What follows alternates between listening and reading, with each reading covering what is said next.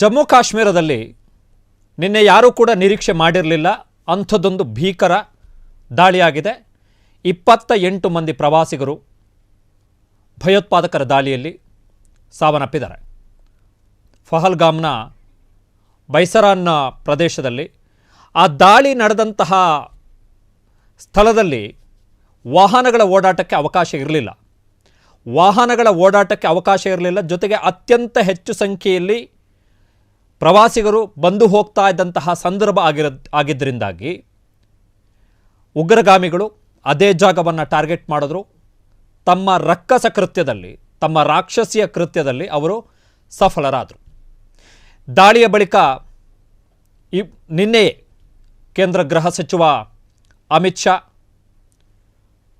ಪಹಲ್ಗಾಮ್ಗೆ ಭೇಟಿಯನ್ನು ಕೊಟ್ಟರು. ಪ್ರಧಾನಮಂತ್ರಿ ನರೇಂದ್ರ ಮೋದಿ ಅವರು ಸೌದಿ ಅರೇಬಿಯಾದ ಪ್ರವಾಸದಲ್ಲಿದ್ದಂತಹ ಪ್ರಧಾನಮಂತ್ರಿ ನರೇಂದ್ರ ಮೋದಿ ಅವರು ತಮ್ಮ 2 ದಿನಗಳ ಭೇಟಿಯನ್ನು ಮೊಟಕುಗೊಳಿಸಿ ಭಾರತಕ್ಕೆ ವಾಪಸ್ಸಾದರು. ಇವತ್ತು ಸಂಜೆ 5 ಗಂಟೆಗೆ ಪ್ರಧಾನಮಂತ್ರಿ ನರೇಂದ್ರ ಮೋದಿಯವರ ನೇತೃತ್ವದಲ್ಲಿ ಭದ್ರತೆಯ ಮೇಲಿನ ಸಂಪುಟ ಸಮಿತಿ CCS ಅದರ ಸಭೆ ನಡೆಯುತ್ತೆ. ಭದ್ರತೆಯ ಮೇಲಿನ ಸಂಪುಟ ಸಮಿತಿ ಸಭೆಯಲ್ಲಿ ಪ್ರಧಾನಿ ನರೇಂದ್ರ ಮೋದಿಯವರ ಸರ್ಕಾರ ಏನು ನಿರ್ಧಾರವನ್ನು ಕೈಗೊಳ್ಳುತ್ತೆ ಎನ್ನುವಂಥದ್ದೇ ಈಗ ಇರುವಂತಹ ಪ್ರಶ್ನೆ. ಯಾವ ನಿರ್ಧಾರವನ್ನು ಕೈಗೊಳ್ಳುತ್ತಾರೆ? ಜಮ್ಮು ಕಾಶ್ಮೀರದಲ್ಲಿ ನಡೆದಂತಹ ಈ ಪೈಶಾಚಿಕ ಕೃತ್ಯದಲ್ಲಿ, ಈ ರಾಕ್ಷಸಿಯ ಕೃತ್ಯಕ್ಕೆ ಪ್ರಧಾನಿ ನರೇಂದ್ರ ಮೋದಿಯವರ ಸರ್ಕಾರ ಭಾರತದ ಜನರ ಪರವಾಗಿ, ಭಾರತದ ಪ್ರಜೆಗಳ ಪರವಾಗಿ ಯಾವ ಮಿಲಿಟರಿ ಕಾರ್ಯಾಚರಣೆಯನ್ನು ಕೈಗೊಳ್ಳುತ್ತೆ? ಇದೇ ಇರುವಂತಹ ಪ್ರಶ್ನೆ. ಕಾರಣ ಏನು ಅಂತ ಹೇಳಿದ್ರೆ, ಈ ದಾಳಿ ನಡೆದಾದ ಬಳಿಕ ಪ್ರತಿಯೊಬ್ಬರೂ ಕೂಡ ಮಾಡ್ತಾ ಇರುವಂತಹ ಆಗ್ರಹ ಒಂದೇ, ವಿ ವಾಂಟ್ ರಿವೆಂಜ್. ನಮಗೆ ಪ್ರತೀಕಾರ ಬೇಕು, ನಾವು ಪ್ರತೀಕಾರವನ್ನು ಬಯಸ್ತಾ ಇದ್ದೀವಿ ಅಂಥೇಳಿ. 28 ಮಂದಿ ಸಾವನ್ನಪ್ಪಿದ್ದಾರೆ. ಮೃತಪಟ್ಟವರಲ್ಲಿ ಕಾಶ್ಮೀರದ ನಿವಾಸಿ ಕೂಡ ಒಬ್ಬರು. ನಿನ್ನೆ ಭಯೋತ್ಪಾದಕರು ದಾಳಿ ಮಾಡುವಂತಹ ಸಂದರ್ಭದಲ್ಲಿ, ದಾಳಿಯ ಸಂದರ್ಭದಲ್ಲಿ, ಶೂಟೌಟ್ ಮಾಡುವಂತಹ ಸಂದರ್ಭದಲ್ಲಿ ವ್ಯಕ್ತಿಗಳ ಧರ್ಮವನ್ನು ಕೇಳಿದ್ರು. ನೀನು ಮುಸ್ಲಿಮಾ, ನೀನು ಹಿಂದೂನಾ? ಕೆಲವು ವರದಿಗಳ ಪ್ರಕಾರ ಕೆಲವು ಪ್ರವಾಸಿಗರ ವಸ್ತ್ರಗಳನ್ನು, ಬಟ್ಟೆಗಳನ್ನು ಬಿಚ್ಚಿ ಪರಿಶೀಲನೆ ಮಾಡಿ ಆಮೇಲೆ ಶೂಟೌಟ್ ಮಾಡಲಾಗಿದೆ ಎನ್ನುವಂತಹ ಮಾಹಿತಿ ಇದೆ. ಆದರೆ ಈ ಮೃತಪಟ್ಟ 28 ಮಂದಿಯಲ್ಲಿ ಓರ್ವ ಮುಸ್ಲಿಂ ಕೂಡ ಸೇರಿದ್ದಾನೆ. ಜಮ್ಮು ಕಾಶ್ಮೀರದ ನಿವಾಸಿ, ಅಲ್ಲಿ ಕೂಲಿ ಕೆಲಸಕ್ಕೆ ಅಂತ ಬಂದಿದ್ದಂತಹ ಒಬ್ಬ ವ್ಯಕ್ತಿಯನ್ನು ಕೂಡ ಭಯೋತ್ಪಾದಕರು ಹತ್ಯೆಯನ್ನು ಮಾಡಿದ್ದಾರೆ. ಇಲ್ಲಿ ಒಂದು ಪ್ರಶ್ನೆ ಸಹಜವಾಗಿ ಕಾಡುವಂಥದ್ದು ಏನು ಅಂತ ಹೇಳಿದ್ರೆ, ಹಿಂದೂಗಳ ನೀನು ಹಿಂದೂನಾ ಅಂಥೇಳಿ ಧರ್ಮವನ್ನು ಕೇಳಿ ಭಯೋತ್ಪಾದಕರು ಶೂಟೌಟ್ ಮಾಡಿರುವಂಥದ್ದು. ದಾಳಿಗೆ ಒಳಗಾದಂಥವರ ಕುಟುಂಬಸ್ಥರು ಕೊಟ್ಟಂತಹ ಸ್ಟೇಟ್ಮೆಂಟುಗಳ ಪ್ರಕಾರ ಇದರ ಉದ್ದೇಶ ಏನು ಅಂತ ಹೇಳಿದ್ರೆ, ಭಾರತದ ಒಳಗಡೆ, ಈ ದೇಶದ ಒಳಗಡೆ ಆಂತರಿಕವಾಗಿ ಧರ್ಮಯುದ್ಧವನ್ನು ಕ್ರಿಯೇಟ್ ಮಾಡಬೇಕು ಅಂಥೇಳಿ. ಕಾರಣ ಏನು ಅಂತ ಹೇಳಿದ್ರೆ, ಸಹಜವಾಗಿಯೇ ಭಯೋತ್ಪಾದಕರು ಧರ್ಮವನ್ನು ಕೇಳಿ ಅಟ್ಯಾಕ್ ಮಾಡಿ ಶೂಟೌಟ್ ಮಾಡಿ ಸಾಯಿಸೋದ್ರು ಅಂತ ಹೇಳಿದ್ರೆ, ಭಾರತದ ಒಳಗಡೆಯೇ ಒಂದು ಧರ್ಮದ ವಿರುದ್ಧ ಇನ್ನೊಂದು ಧರ್ಮ ನಿಲ್ಲಲಿಕ್ಕೆ ಶುರು ಮಾಡುತ್ತೆ, ಕೆಂಗಣ್ಣನ್ನು ಬೀರಲಿಕ್ಕೆ ಶುರು ಮಾಡುತ್ತೆ. ಈಗ ಫಾರ್ ಎಕ್ಸಾಂಪಲ್, ಇವತ್ತು ಪ್ರತಾಪ್ ಸಿಂಹ ಅವರು ಒಂದು ಸ್ಟೇಟ್ಮೆಂಟನ್ನು ಕೊಟ್ಟಿದ್ದಾರೆ. ಬಿಕಾರಿಯಿಂದ ಬುಖಾರಿವರೆಗೆ ಯಾರೂ ಕೂಡ ಪ್ರತಿಕ್ರಿಯೆಯನ್ನು ಕೊಟ್ಟಿಲ್ಲ. ಹಿಂದೂಗಳು ಒಗ್ಗಟ್ಟಾಗಬೇಕು, ಗೌಡ ಆದರೂ ಸರಿ, ರೆಡ್ಡಿ ಆದರೂ ಸರಿ, ಯಾರನ್ನು ಬೇಕಾದರೂ ಭಯೋತ್ಪಾದಕರು ಕೊಳ್ತಾರೆ ಅಂತೇಳಿ. ಭಯೋತ್ಪಾದಕರಿಗೆ ಬೇಸಿಕಲಿ ಧರ್ಮ ಇಲ್ಲ. ಧರ್ಮ ಯುದ್ಧ ಅಂಥೇಳಿ ಅವರು ಹೇಳ್ಕೊಂಡು ಮಾಡ್ತಾ ಇದ್ದಾರೆ ಹೊರತುಪಡಿಸಿದ್ರೆ ಭಯೋತ್ಪಾದಕರಿಗೆ ಧರ್ಮ ಇಲ್ಲ.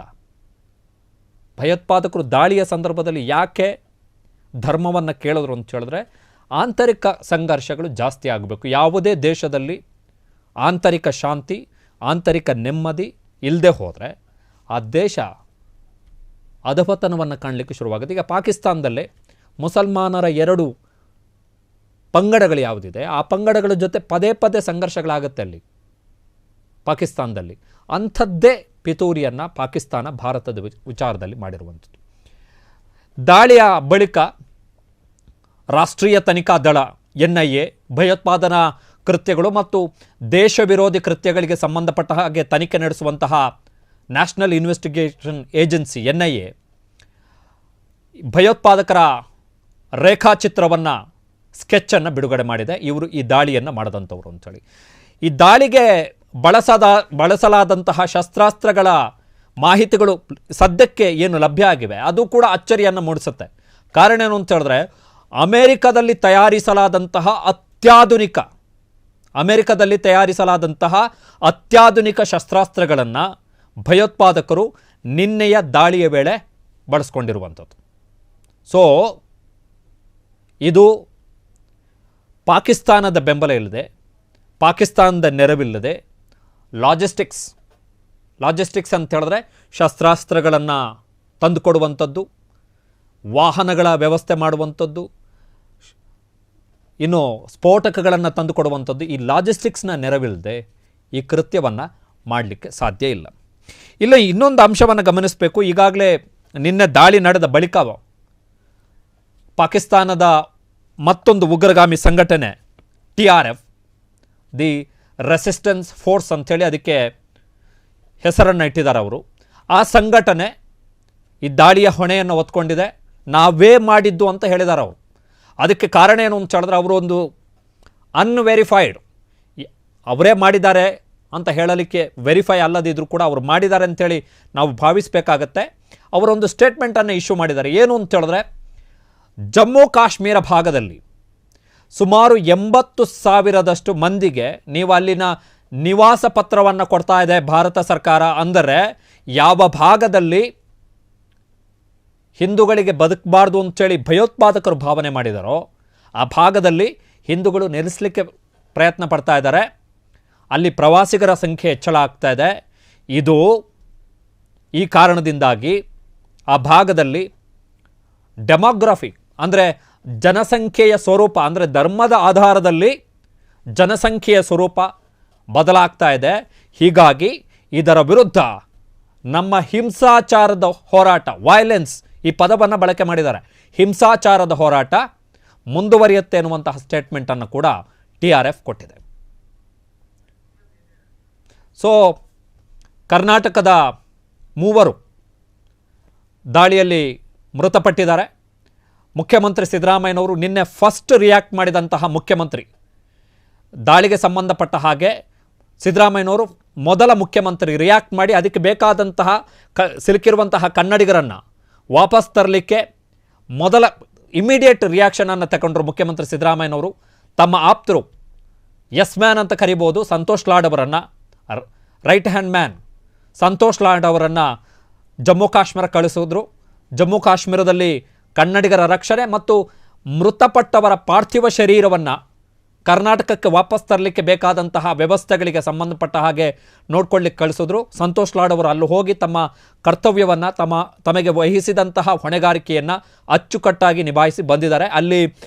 ಅಲ್ಲಿ ಉಳಿದ ಪ್ರವಾಸಿಗರು ಯಾರಿದ್ದಾರೆ ಕನ್ನಡಿಗರು, ಅವರು ಸಂತೋಷ್ ಲಾಡ್ ಅವರಿಗೆ ಮತ್ತು ಮುಖ್ಯಮಂತ್ರಿ ಸಿದ್ದರಾಮಯ್ಯನವರಿಗೆ ಧನ್ಯವಾದವನ್ನು ಕೂಡ ಹೇಳಿದ್ದಾರೆ. ಸೊ ಮುಖ್ಯಮಂತ್ರಿಗಳು ರಿಯಾಕ್ಟ್ ಮಾಡಿದ್ದಾರೆ ಜಮ್ಮು ಕಾಶ್ಮೀರ ದಾಳಿಗೆ ಸಂಬಂಧಪಟ್ಟ ಹಾಗೆ. ಏನು ಹೇಳಿದ್ದಾರೆ ನೋಡೋಣ.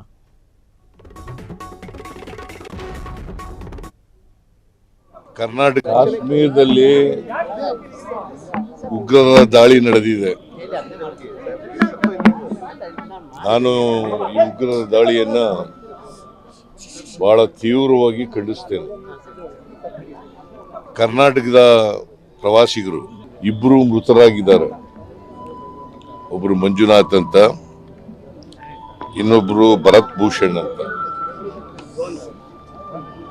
ನಾನು ಈಗಾಗಲೇ ಅಧಿಕಾರಿಗಳ ತಂಡ ಕಳಿಸಿದ್ದೀನಿ. ಜೊತೆಗೆ ಕಾರ್ಮಿಕ ಸಚಿವರಾದಂಥ ಸಂತೋಷ್ ಅವ್ರನ್ನು ಕೂಡ ಕಳಿಸಿದ್ದೀನಿ. ಅವರು ಯಾರ್ಯಾರು ಇದ್ದಾರೆ ಕನ್ನಡಿಗರು ಅಲ್ಲಿ, ಅವ್ರನ್ನೆಲ್ಲ ವಾಪಸ್ ಕರ್ಕೊಬರೋಕ್ಕೆ ಸೇಫಾಗಿ ಒಂದು ವಿಶೇಷವಾದಂಥ ವಿಮಾನ ಮಾಡ್ಕೊಂಡು ಕರ್ಕೊಬಾ ಅಂತ ಹೇಳಿದ್ದೀನಿ. ಆಮೇಲೆ ಈ ಸತ್ತ ಡೆಡ್ ಬಾಡಿಗಳಿದ್ದಾವಲ್ಲ, ಇವರು ಯಾರು ಅವರನ್ನ ವಿಶೇಷ ಫ್ಲೈಟ್ ಮಾಡ್ಕೊಂಡು ಕರ್ಕೊಬರ್ಬೇಕು ಅಂತ ಕೂಡ ಹೇಳಿದ್ದೀನಿ. ಆದರೆ ಅವರೇ ಮಾಡಿಬಿಟ್ಟಿದ್ದಾರೆ, ಭಾರತ ಸರ್ಕಾರನೇ ಫ್ಲೈಟ್ ಮಾಡಿ ಅವನು ಎಲ್ಲೆಲ್ಲಿಗೆ ಹೋಗ್ಬೇಕು, ಯಾವ್ಯಾವ ರಾಜ್ಯದ್ದು ಅಂತ ಅಲ್ಲಿಗೆ ಕಳಿಸ್ತಕ್ಕಂಥ ಕೆಲಸ ಮಾಡ್ತಾ ಇದ್ದಾರೆ. ಒಂದು ವೇಳೆ ಮಾಡದೇನೆ ನೀವು ಮಾಡಿ ಅಂತ ಹೇಳಿದ್ದೀರಿ. ಸೊ ಇದು ನನಗನ್ಸುತ್ತೆ ಈ ದಾಳಿ ಪ್ಲ್ಯಾಂಡ್ ಅವ್ರು ಯಾವುದೇ ಆಗಿರಲಿ, ಯಾರೇ ಇರಲಿ, ಇದನ್ನ ಖಂಡಿಸ್ತೇನೆ ನಾನು. ಉಗ್ರರ ದಾಳಿ ನಡೀಲಿಕ್ಕೆ ಆಗಬಾರದು, ಉಗ್ರರ ದಾಳಿ ನಡೀಬಾರದು. ಯಾವುದೇ ಜಾತಿ ಧರ್ಮದವರು ಕೂಡ ಇದ್ರೂ ಕೂಡ ಇದು ಪ್ರಾಣ ಹತ್ಯೆ ಆಗ್ತಕ್ಕಂಥ ವಿಚಾರ. ಸುಮಾರು 26-27 ಜನ ಸತ್ತಿದ್ದಾರೆ ಅಂತ ವರದಿ ಇದೆ. ಇದು ಒಂದು ದೊಡ್ಡ ದಾಳಿ, ಇದು ಭೀಕರವಾದಂಥ ದಾಳಿ. ಈ ಭೀಕರವಾದಂಥ ಉಗ್ರರ ದಾಳಿಯನ್ನ ಕರ್ನಾಟಕ ಸರ್ಕಾರ ತೀವ್ರವಾಗಿ ಖಂಡಿಸ್ತದೆ. ಮತ್ತೆ ನನಗನ್ಸುತ್ತೆ ಇಂಟೆಲಿಜೆನ್ಸ್ ಫೈಲೂರ್ ಅಂತ ಅನ್ಸುತ್ತೆ. ಇಂಟೆಲಿಜೆನ್ಸ್ ಫೈಲೂರ್ ಕೇಂದ್ರ ಸರ್ಕಾರದ ಇದು ಇಂಟೆಲಿಜೆನ್ಸ್ ಫೇಲ್ ಆಗಿದೆ ಅಂತ ಅನ್ಸುತ್ತೆ. ಯಾಕಂದ್ರೆ ಅವರು ಅಲ್ಲಿ ಹಿಂದೆನೂ ಕೂಡ ಪುಲ್ವಾಮ ಇದಾಗಿತ್ತು, ಮತ್ತೆ ಇಲ್ಲಿ ಉಗ್ರರ ದಾಳಿ ಆಗಿದೆ. ಕೇಂದ್ರ ಸರ್ಕಾರದ ವೈಫಲ್ಯ ಇದೆ ಅಂತೇಳಿ ನನಗನ್ಸುತ್ತೆ. ಸೊ ಅದನ್ನ ಈ ದಾಳಿ ನೋಡಿ ಅದನ್ನ ಇನ್ನ ವಿಚಾರ ಮಾಡಬೇಕು. ಅದನ್ನು ಚರ್ಚೆ ಮಾಡ್ತಾ ಇದ್ದೀವಿ, ಅಧಿಕಾರಿಗಳ ಜೊತೆ ಚರ್ಚೆ ಮಾಡ್ತೀವಿ. ಏನ್ ಪರಿಹಾರ ಇಲ್ಲಿವತ್ತಿನವರೆಗೆ ನಾವು ಪರಿಹಾರ ಕೊಟ್ಟಿದೀವೋ ಇಲ್ವೋ ಅಂತ ಗೊತ್ತಿಲ್ಲ. ಬಟ್ ಸರ್ಕಾರ ಅದನ್ನ ಪಾಸಿಟಿವ್ ಆಗಿ ಯೋಚನೆ ಮಾಡ್ತೀವಿ. ಇನ್ನೊಂದು 370 ರದ್ದು ಆದ್ಮೇಲೆ ಇಂಥ ಘಟನೆಗಳು ಸಾಲು ಆಗ್ತಿದೆ ಅಂತ ಆರೋಪವಿದೆ. ನಿಮ್ದೇ MLA ಅವರು ಹೇಳಿದ್ದು, ಶ್ರೀರಂಗಪಟ್ಟಣ MLA. ನಾನು ಹೇಳಿದ್ನಲ್ಲ, ಈಗ it's A failure of the intelligence, ಕೇಂದ್ರ ಸರ್ಕಾರದ ವೈಫಲ್ಯ ಅಂತ ಹೇಳಿದ್ನಲ್ಲ. ಈಗ ಸರ್, ಈ ಮೂಲಕ ಕೇಂದ್ರಕ್ಕೆ ಏನಂತ ಸಂದೇಶ ರವಾನೆ ಮಾಡ್ತೀರಾ ಸರ್ ಭದ್ರತಾ ದೃಷ್ಟಿಯಿಂದ? ಭದ್ರತೆಯಲ್ಲಿ ಯಾವುದೇ ರಾಜಿ ಇಲ್ಲ. ಯಾರೇ ಆಗಿರ್ಲಿ ಅದಕ್ಕೆ ಅವರಿಗೆ ಭದ್ರತೆ ಕೊಡ್ತಕ್ಕಂಥ ಕೆಲಸವನ್ನು ಮಾಡಬೇಕು. ಕಾಶ್ಮೀರದಲ್ಲಿ ಉಗ್ರರ ದಾಳಿ ನಡೆದಿದೆ. ಸೊ ಮುಖ್ಯಮಂತ್ರಿ ಸಿದ್ದರಾಮಯ್ಯನವರು ಇದು ಭದ್ರತಾ ವೈಫಲ್ಯದ ಕಾರಣದಿಂದ ಆಗಿರಬಹುದಾದಂತಹ ದಾಳಿ ಎನ್ನುವಂತಹ ಮಾತನ್ನು ಹೇಳಿದ್ದಾರೆ. ಇದೇ ತಿಂಗಳ ಏಪ್ರಿಲ್ 7 ಮತ್ತು 8ನೇ ತಾರೀಕು ಕೇಂದ್ರ ಗೃಹ ಸಚಿವ ಅಮಿತ್ ಶಾ ಅವರು ಜಮ್ಮು ಕಾಶ್ಮೀರಕ್ಕೆ ಭೇಟಿಯನ್ನು ಕೊಟ್ಟಿದ್ದರು. ಜಮ್ಮು ಕಾಶ್ಮೀರದಲ್ಲಿ ಭದ್ರತೆಗೆ ಸಂಬಂಧಪಟ್ಟ ಹಾಗೆ ಉನ್ನತ ಮಟ್ಟದ ಸಭೆಯನ್ನು ಕೂಡ ನಡೆಸಿದರು. ಈ ಸಭೆಯ ಬಳಿಕ ಕೇವಲ 15 ದಿನದ ಒಳಗಾಗಿ ಜಮ್ಮು ಕಾಶ್ಮೀರದಲ್ಲಿ ಈ ಪೈಶಾಚಿಕ ಕೃತ್ಯ ನಡೆದಿದೆ.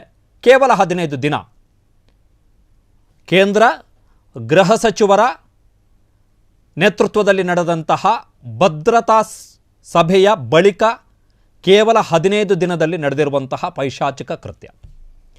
ಕಳೆದ ತಿಂಗಳು ಮಾರ್ಚ್ 23ನೇ ತಾರೀಕು ಜಮ್ಮು ಕಾಶ್ಮೀರದಲ್ಲಿ ಭಯೋತ್ಪಾದಕರು ದಾಳಿಯನ್ನು ಮಾಡಿದರು. ಆ ಸಂದರ್ಭದಲ್ಲಿ 4 ಪೊಲೀಸರನ್ನು ಗುಂಡಿಕ್ಕಿ ಹತ್ಯೆ ಮಾಡಲಾಗಿತ್ತು. 370 ಅಂದರೆ ಜಮ್ಮು ಕಾಶ್ಮೀರದ ವಿಶೇಷ ಸ್ಥಾನಮಾನ ರದ್ದು, ಅದಾದ ಬಳಿಕ ನಡೆದಂತಹ ಚುನಾವಣೆ ಕಳೆದ ವರ್ಷ, ಕೆಲವು ಮಾಧ್ಯಮಗಳಲ್ಲಿ ಯಾವ ರೀತಿಯ ಚರ್ಚೆಗಳು ನಡೀತಾ ಇದೆ ಅಂತ ಹೇಳಿದ್ರೆ, ಜಮ್ಮು ಕಾಶ್ಮೀರಕ್ಕೆ ಚುನಾವಣೆಯೇ ಮಾಡಬಾರ್ದಿತ್ತು ಅಂತ ಹೇಳ್ತಾ ಇದ್ದಾರೆ ಕೆಲವರು.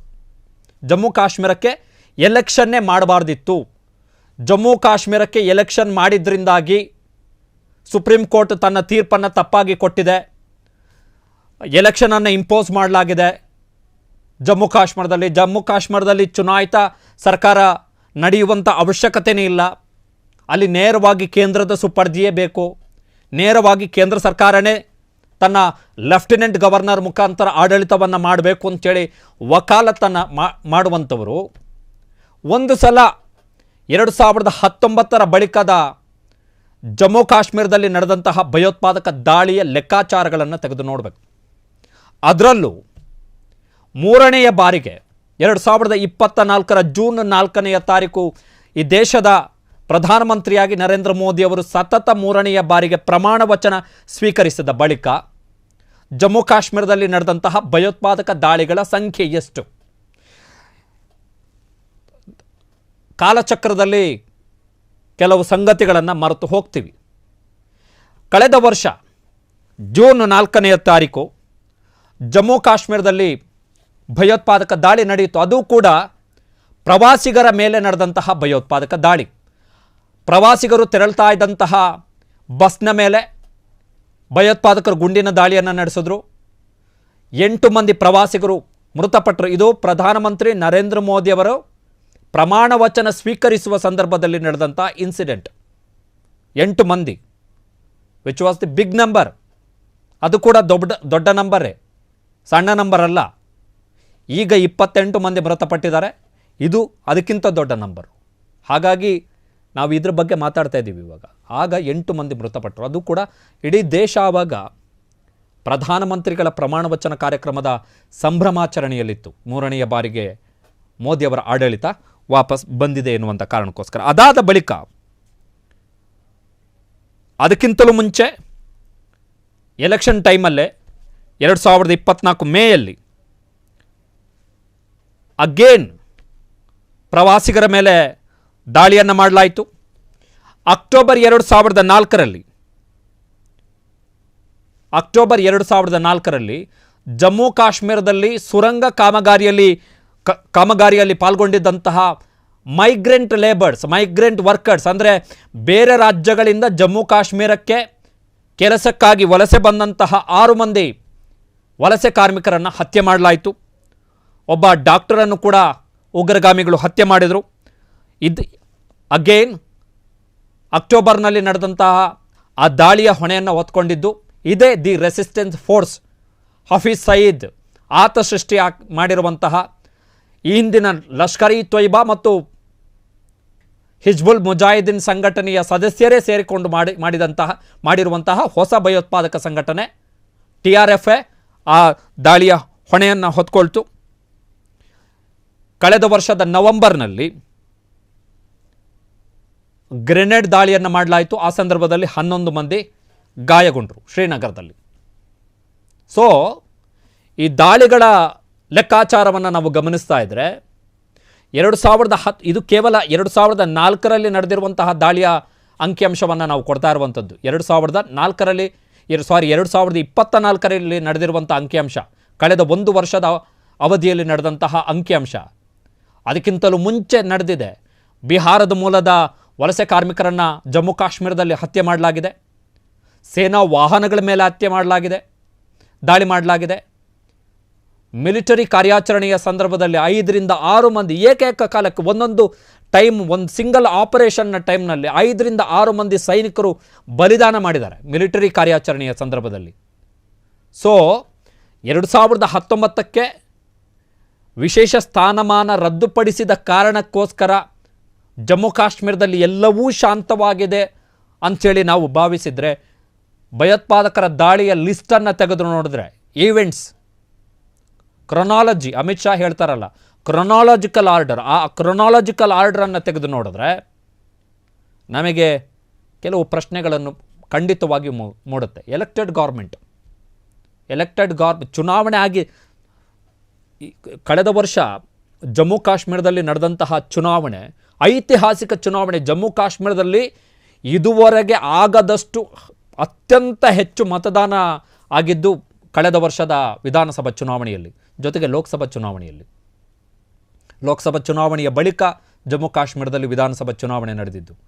ಸೊ ಸುಪ್ರೀಂ ಕೋರ್ಟ್ ಕೊಟ್ಟ ತೀರ್ಪನ್ನಾಗಲಿ ಅಥವಾ ಚುನಾಯಿತ ಸರ್ಕಾರವನ್ನು ಅಲ್ಲಿ ತರಲಾಯಿತು, ಚುನಾಯಿತ ಸರ್ಕಾರ ಬೇಡ ಎನ್ನುವಂತಹ ವಾದಗಳಿಂದ ಇದಕ್ಕೆ ಯಾವ ಪರಿಹಾರನೂ ಸಿಗಲ್ಲ. ಭದ್ರತಾ ವೈಫಲ್ಯ ಆಗಿದೆ. ಪುಲ್ವಾಮಾ ದಾಳಿಯ ಸಂದರ್ಭದಲ್ಲೂ ಕೂಡ ಆಗಿದ್ದು ಭದ್ರತಾ ವೈಫಲ್ಯವೇ. ಯಾಕಾಯಿತು ಎನ್ನುವಂಥದ್ದು ಮಾಹಿತಿಗಳ ಪ್ರಕಾರ ಈ ದಾಳಿ ನಿನ್ನೆ ನಡೆದಂತಹ ದಾಳಿಗಿಂತಲೂ ಮುಂಚೆ ಇಂಟೆಲಿಜೆನ್ಸ್ ಬ್ಯೂರೋಗೆ ಸಿಕ್ಕಂತಹ ಕೆಲವು ಲೆಕ್ಕಾಚಾರಗಳ ಪ್ರಕಾರ ಸುಮಾರು 50ರಿಂದ 60ರಷ್ಟು ಭಯೋತ್ಪಾದಕರು, ನುಸುಳುಕೋರರು ಜಮ್ಮು ಕಾಶ್ಮೀರದ ಒಳಗಡೆ ನುಸುಳಿದ್ದಾರೆ ಮತ್ತು ಅವರು ಅಲ್ಲಿ ಓಡಾಡ್ತಾ ಇದ್ದಾರೆ, ಸಂಚಾರ ಮಾಡ್ತಾ ಇದ್ದಾರೆ, ಅವರಲ್ಲಿ ಆಕ್ಟಿವ್ ಆಗಿದ್ದಾರೆ ಎನ್ನುವಂತಹ ಮಾಹಿತಿ ಸರ್ಕಾರಕ್ಕೆ ಸಿಕ್ಕಿತ್ತು. ನಿನ್ನೆ ದಾಳಿ ನಡೆದಂತಹ ಪ್ರದೇಶ ಬೈಸರಾನ್ ಏನಿದೆ ಅದು ಸೇನಾ ನಿಯೋಜನೆ ಇಲ್ಲದಂತಹ ಪ್ರದೇಶ ಆಗಿತ್ತು ಅಂತೇಳಿ ಅಲ್ಲಿನ ಪ್ರವಾಸಿಗರು ಕೊಟ್ಟಿರುವಂತಹ ಮಾಹಿತಿ. ಸೇನಾ ನಿಯೋಜನೆ ಇಲ್ಲದಂತಹ ಪ್ರದೇಶ, ಆ ಭಾಗದಲ್ಲಿ ಸೇನೆಯ ನಿಯೋಜನೆ ಇರಲಿಲ್ಲ ಅಂಥೇಳಿ. ಇಂಗ್ಲಿಷ್ನ ಸುದ್ದಿವಾಹಿನಿ ಒಂದರಲ್ಲಿ ನಿವೃತ್ತ ಪ್ರಮುಖ ಸೇನಾಧಿಕಾರಿಯೊಬ್ಬರು ತುಂಬ ಸಿಟ್ಟಲ್ಲಿ ಮಾತಾಡ್ತಿದ್ರು. ಏನು ಅಂತ ಹೇಳಿದ್ರೆ, ಯಾಕೆ ಈ ಭಾಗದಲ್ಲಿ ಸರ್ಕಾರ ಸೇನೆಯನ್ನು ನಿಯೋಜನೆ ಮಾಡಿಲ್ಲ, ಈ ಭಾಗದಲ್ಲಿ ಸೇನೆ ನಿಯೋಜನೆ ಇತ್ತು ಈ ಹಿಂದೆ, ಈಗ ಯಾಕೆ ಆ ಸೇನಾ ನಿಯೋಜನೆಯನ್ನು ಸರ್ಕಾರ ತೆಗೆದುಹಾಕ್ತು ಎನ್ನುವಂತಹ ಪ್ರಶ್ನೆಯನ್ನು ಒಬ್ಬರು ನಿವೃತ್ತ ಸೇನಾಧಿಕಾರಿಯವರು ಇಂಗ್ಲಿಷ್ ಚಾನಲ್ನ ಡಿಬೇಟ್ನ ಸಂದರ್ಭದಲ್ಲಿ ಉಲ್ಲೇಖ ಮಾಡಿದ್ದಾರೆ. ಇದಕ್ಕೆ ಉತ್ತರ ಕೊಡಬೇಕಾಗಿರುವಂಥವ್ರು ಯಾರು? ಅಗೇನ್ ಪಾಲಿಸಿ ಡಿಸಿಷನ್ನು, ದೇಶದ ರಕ್ಷಣೆಯ ವಿಷಯದಲ್ಲಿ ಜವಾಬ್ದಾರಿ ಮತ್ತು ಹೊಣೆಗಾರಿಕೆಯನ್ನು ಹೊತ್ಕೊಂಡಿರುವಂತಹ ಕೇಂದ್ರ ಸರ್ಕಾರ, ರಕ್ಷಣಾ ಸಚಿವರು. ಜಮ್ಮು ಕಾಶ್ಮೀರ ಈಗ ಕೇಂದ್ರಾಡಳಿತ ಪ್ರದೇಶ ಆಗಿರೋದ್ರಿಂದ ಅಮಿತ್ ಶಾ ಅವರ ಕಂಟ್ರೋಲ್ ಜಾಸ್ತಿ ಇದೆ. ಬಿಕಾಸ್ ಕೇಂದ್ರಾಡಳಿತ ಪ್ರದೇಶಗಳೆಲ್ಲವೂ ಕೂಡ ಕೇಂದ್ರ ಗೃಹ ಸಚಿವಾಲಯದ ಹಿಡಿತಕ್ಕೆ ಬರೋದರಿಂದಾಗಿ ಅಮಿತ್ ಶಾ ಅವರು ದಿಢೀರಾಗಿ ನಿನ್ನೆ ಹೋಗಿದ್ದಾರೆ. ಇನ್ನೊಂದು ಅಂಶವನ್ನು ಆ ಮಾಜಿ ಅಥವಾ ನಿವೃತ್ತ ಸೇನಾಧಿಕಾರಿ ಇನ್ನೊಂದು ಅಂಶವನ್ನು ಹೇಳ್ತಾ ಇದ್ರು. ಕಳೆದ 3 ವರ್ಷಗಳಲ್ಲಿ ಈ ದೇಶದಲ್ಲಿ ಸೇನಾ ನೇಮಕಾತಿಯಲ್ಲಿ ಸುಮಾರು 1.5 ಲಕ್ಷದಷ್ಟು ಕಡಿತ ಮಾಡಲಾಗಿದೆ ಅಂತ. 1.5 ಲಕ್ಷದಷ್ಟು ಸೈನಿಕರ ನೇಮಕಾತಿಯನ್ನು ಕಡಿತ ಮಾಡಲಾಗಿದೆ. ಬಿಕಾಸ್ ಆಫ್ ಬಜೆಟ್, ಸರ್ಕಾರಕ್ಕೆ ಹೊರೆ ಆಗ್ತಾ ಇದೆ. ಆ ಹೊರೆಯನ್ನು, ಹಣಕಾಸು ಹೊರೆಯನ್ನು ತಗ್ಗಿಸುವ ಸಲುವಾಗಿ ಸರ್ಕಾರ ಅಂದರೆ ಕೇಂದ್ರ ಸರ್ಕಾರವೇ ಸೇನಾ ನೇಮಕಾತಿಯನ್ನು ಕಮ್ಮಿ ಮಾಡಿದೆ ಅಂಥೇಳಿ. ಇದಕ್ಕೆ ಉತ್ತರ ಕೊಡಬೇಕಾಗಿರುವಂಥವ್ರು ಯಾರು ಅಂತ ಹೇಳಿದ್ರೆ, ಅಗೇನ್ ದೇಶದ ಭದ್ರತೆಯ ಹೊಣೆಗಾರಿಕೆ, ಯೂನಿಯನ್ ಲಿಸ್ಟ್, ಅದು ಕೇಂದ್ರ ಸರ್ಕಾರ. ಇನ್ನು ದಾಳಿಯ ಸಂದರ್ಭದಲ್ಲಿ ಹಿಂದೂಗಳ, ನೀವು ಹಿಂದೂನಾ ಅಂತ ಕೇಳಿ ದಾಳಿಯನ್ನು ಮಾಡಲಾಗಿದೆ. ಅದು ಕೆಲವು ವಿಡಿಯೋ ರೆಕಾರ್ಡಿಂಗ್ಸ್ ಇದೆ, ಅಲ್ಲಿಯ ಪ್ರವಾಸಿಗರು ಮಾಡಿರುವಂತಹ ರೆಕಾರ್ಡಿಂಗ್ಸ್.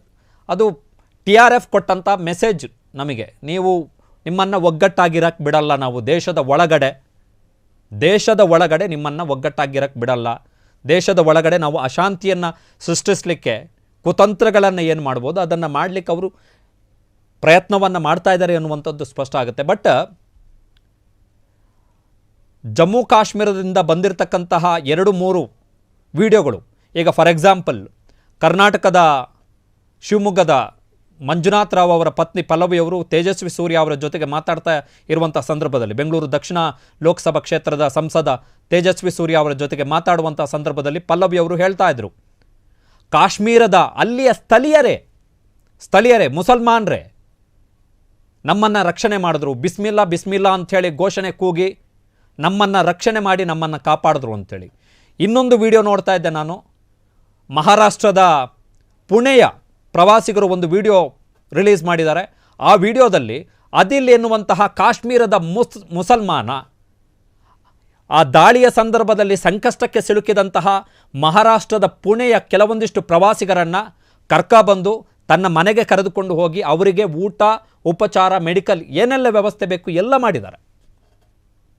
ಇನ್ನೊಂದು ವಿಡಿಯೋದಲ್ಲಿ ಕಾಶ್ಮೀರದ ಮುಸಲ್ಮಾನರೇ ಅಲ್ಲಿ ಬಂದಿರತಕ್ಕಂತಹ ಪ್ರವಾಸಿಗರಿಗೆ ನೀವು ಯಾವುದಕ್ಕೂ ಹೆದರಬಾರ್ದು, ನಿಮಗೆ ಏನೇ ಸಹಾಯ ಬೇಕಾದರೂ ಕೂಡ, ಅದು ವಸತಿ ಇರ್ಬೋದು, ಉಳಿದುಕೊಳ್ಳಲಿಕ್ಕೆ ವ್ಯವಸ್ಥೆ ಇರ್ಬೋದು, ಫುಡ್ ಇರ್ಬೋದು, ಮೆಡಿಕಲ್ ಇರ್ಬೋದು, ಏನೇ ಇದ್ದರೂ ಕೂಡ ನಾವು ವ್ಯವಸ್ಥೆ ಮಾಡ್ತೀವಿ, ನಾವು ನಿಮ್ಮ ಜೊತೆಗಿದ್ದಾರೆ ಅಂಥೇಳಿ ಹೇಳಿದ್ದಾರೆ.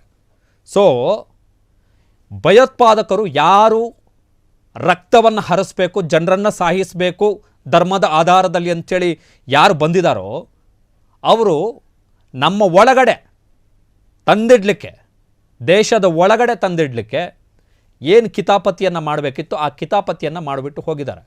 ನಾವು ಅದನ್ನು ಯಾವ ರೀತಿ ಸ್ವೀಕಾರ ಮಾಡ್ತೀವಿ ಎನ್ನುವಂಥದ್ದು ನಮಗೆ ಬಿಟ್ಟಂತಹ ವಿಚಾರ. ಸೊ ಸಂಜೆ 5 ಗಂಟೆಗೆ ಪ್ರಧಾನಮಂತ್ರಿ ನರೇಂದ್ರ ಮೋದಿ ಅವರ ನೇತೃತ್ವದಲ್ಲಿ ಸಭೆ ಇದೆ. ಎಲ್ಲರೂ ಕೂಡ ಕಾತರದಿಂದ ಕಾಯ್ಕೊಂಡು ಕೂತಿದ್ದಾರೆ. ಏನು ಮಾಡ್ತಾರೆ ಮೋದಿಯವರು, ಏನು ಮಾಡ್ತಾರೆ? ಕಾರಣ ಏನು? 2019ರಲ್ಲಿ ಪುಲ್ವಾಮಾ ದಾಳಿ ನಡೆದಂತಹ ಸಂದರ್ಭದಲ್ಲಿ ಉರಿ ಸಿನಿಮಾ ಬಂತು. 2016ರಲ್ಲಿ ಉರಿ ದಾಳಿ ಆದಂತಹ ಸಂದರ್ಭದಲ್ಲಿ ಅದು ಕೂಡ ದಿ ಡೆಡ್ಲಿಯೆಸ್ಟ್ ಅಟ್ಯಾಕ್, ನಮ್ಮ ಸೇನಾ ವಾಹನದ ಮೇಲೆ ನಮ್ಮ ಇತಿಹಾಸದಲ್ಲಿ ನಡೆದಂತಹ one of the deadliest attack, ಅದು ಉರಿದಾಳಿ. ಆ ಉರಿದಾಳಿಯ ಬಳಿಕ ಸರ್ಜಿಕಲ್ ಸ್ಟ್ರೈಕ್ ಆಯಿತು. ಮೊದಲ ಸರ್ಜಿಕಲ್ ಸ್ಟ್ರೈಕ್ ನಡೆದ ಕೇವಲ 3 ವರ್ಷದಲ್ಲೇ 2019 ಫೆಬ್ರವರಿ 14ನೇ ತಾರೀಕು ಪುಲ್ವಾಮಾದಲ್ಲಿ ಮತ್ತೊಂದು ಅತ್ಯಂತ ಭೀಕರ ದಾಳಿ ಆಯಿತು. ವಿಸ್ಫೋಟಕ ದಾಳಿ, IED ಸುಧಾರಿತ ಸ್ಫೋಟಕ ಸಾಧನವನ್ನು ಬಳಸಿ CRPF ಯೋಧರು ಹೋಗ್ತಾ ಇದ್ದಂತಹ ವಾಹನವನ್ನು ಸ್ಫೋಟಿಸಲಾಯಿತು. 40ಕ್ಕೂ ಹೆಚ್ಚು ಜನ CRPF ಯೋಧರು ಬಲಿದಾನ ಮಾಡಿದ್ರು. ಆ ಪ್ರಕರಣಕ್ಕೆ ಸಂಬಂಧಪಟ್ಟ ಹಾಗೆ ಇದುವರೆಗೆ ನಮಗೆ ಒಂದು ಕನ್ಕ್ಲೂಸಿವ್ ಅಂದರೆ ಇದಕ್ಕೊಂದು ತಾರ್ಕಿಕ ಅಂತ್ಯ ಸಿಕ್ಕಿದೆ ಅಂಥೇಳಿ ನಮಗೆ ಇದುವರೆಗೆ ಸಾಧ್ಯ ಆಗಿರಲಿಲ್ಲ. 6 ವರ್ಷ ಆಗ್ತಾ ಬಂತು. 2019, 2025, 6 ವರ್ಷ ಕಳೆದಿದೆ. ನಮಗೆ ಇದುವರೆಗೆ ಆ ದಾಳಿಯ ಒಳಗಾದಂಥವರು ನಮ್ಮ ಇಡೀ ತನಿಖೆಯಲ್ಲಿ ಅದಕ್ಕೊಂದು ತಾರ್ಕಿಕವಾದಂಥ ಅಂತ್ಯವನ್ನು ನಮಗೆ ತರಲಿಕ್ಕೆ ಸಾಧ್ಯ ಆಗಲಿಲ್ಲ. ಇದಾದ ಬಳಿಕ ಈಗ ನಡೆದಿರುವಂತಹ ಈ ದಾಳಿ